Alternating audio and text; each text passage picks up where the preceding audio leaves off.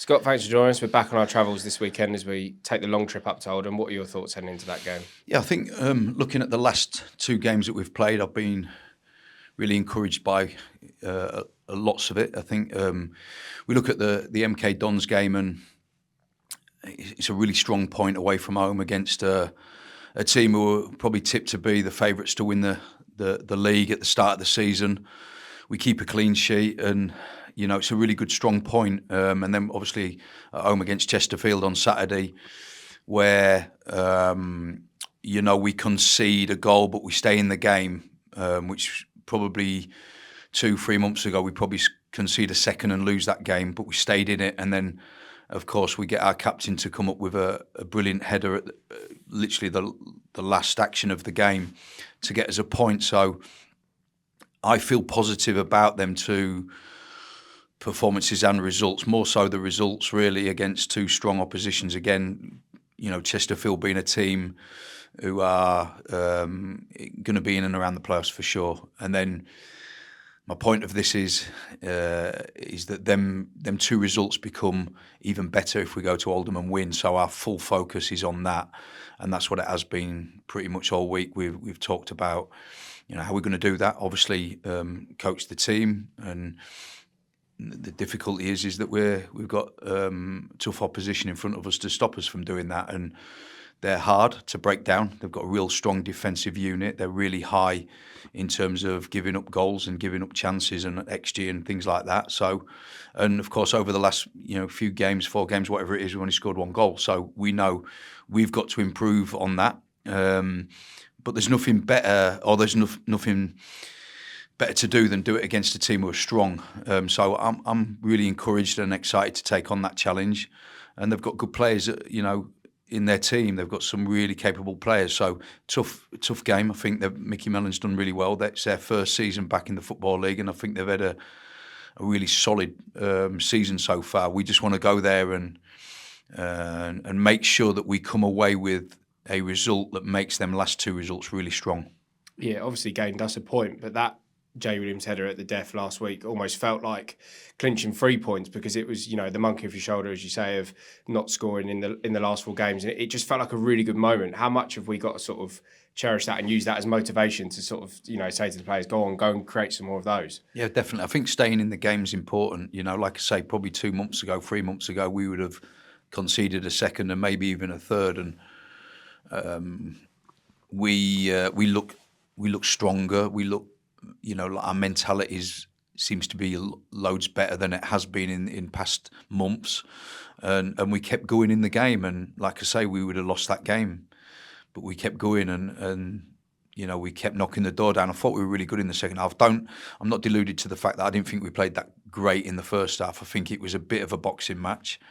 They probably edged it based on chances and play, to be fair, but we were really present in that second half, and we had a right go, and that's what really encouraged me. And of course, we come up with the header at the end.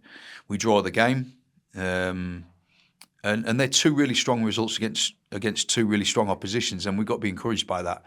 But they're even better results if we go to Oldham now and win, and that's what the full focus is on. Were you pleased to have a full week on the training ground? Obviously, the last few games came sort of thick and fast. Were you pleased to sort of have, what is essentially a fuller week to prepare the team? I think so. I think obviously when it's Saturday, Tuesday, it's tough. It's tough on the players. It's tough on the staff as well to prepare for the next game. We're almost finishing one game and you're getting ready straight away for the next one, where when there's a week in between, there is a little bit of breathing room, and we can, pick the bones out the last one better. Debrief that cleaner, and then you can start prepping for the next one cleaner with a little bit more time. So yeah, for sure, it's been welcomed that we've had that Saturday to Saturday rather than a Tuesday fixture. Yeah, and what's the sort of overall mood and morale been like? Yeah, good. Yeah, really good. I think it's the same as the supporters. When like say you score late on in a game, it's a different feeling in the dressing room. It doesn't feel like a loss when you score late on and draw the game. Whereas speaking to Paul Cook after the game, he felt like he'd lost the game.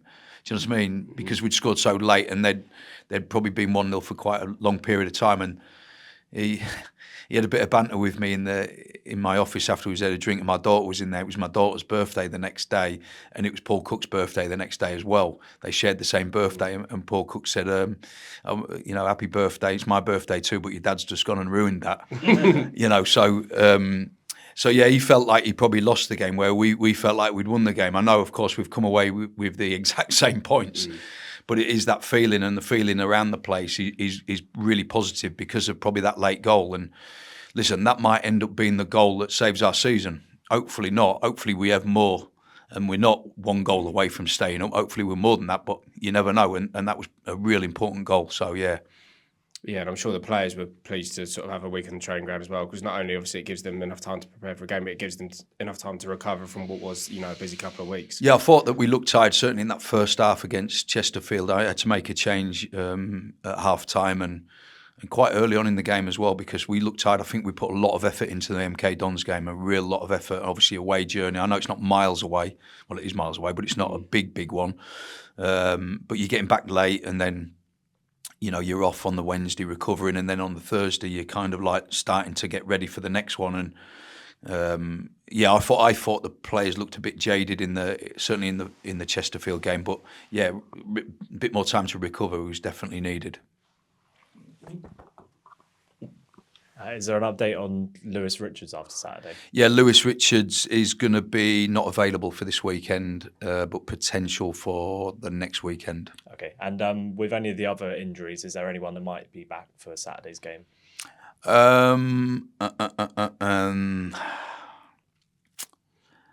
No, not to my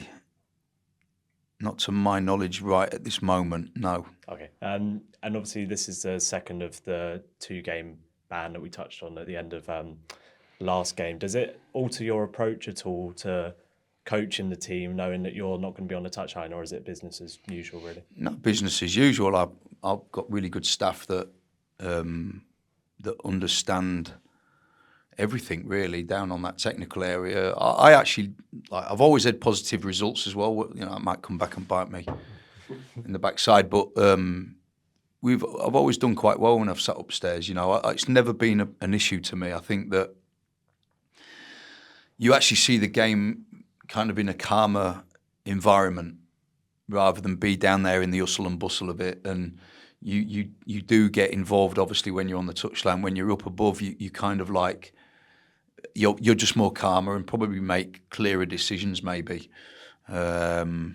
And it's something that I've always thought of doing in the future anyway, certainly maybe in the first half of games where everybody's at their most coached in the game, because, however team's set up, whether they're playing whatever shape they're playing or whatever their tactics is, they're at their most coached in the first half. So to sit up high to watch that gives you a clearer picture. So it doesn't bother me. I've never been bothered by it. So yeah, I look forward to taking my seat in the director's box next to my analyst and watching the game. And the last time you played Oldham was in December in a bit of a crazy game.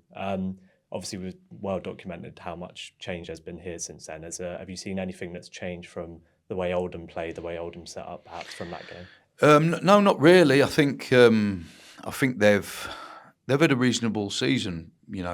Mickey Mellon may agree or not, I don't know, but I think they're a really strong outfit. The two centre halves are really experienced and strong, powerful. Jake Caprice right back really crashes up forward and overlaps. Good fullback. I've coached some of the players, so I know they've got good experience in the middle of the park, and of course they've got really handy players at the top end of the pitch. Again, it's another tough game. They're all tough.